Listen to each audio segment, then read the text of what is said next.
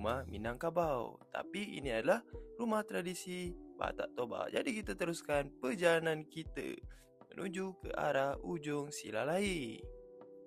Setelah beberapa jam kita menempuhi perjalanan dan akhirnya kita sampai ke ujung Silalai. Di kawasan ini korang akan nampak keindahan alam semula jadi. Kawasan yang menghijau dan air-air terjun di kawasan sekeliling Danau Toba.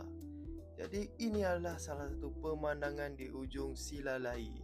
Memang cantik guys. So di sini korang boleh camping juga ya. Tapi ingat, yang datang naik kereta memang jauh lah, korang kena berjalan kaki. So saya sarankan kalau korang main ke kawasan hujung Silalai, korang bawa motor guys. Jadi korang boleh jalan sampai ke hujung kawasan ini. Jadi di kawasan ini korang akan dapatlah pemandangan seperti ini. Video pun dah agak terlalu panjang, jadi kita jumpa ke next part guys. Thank you for watching.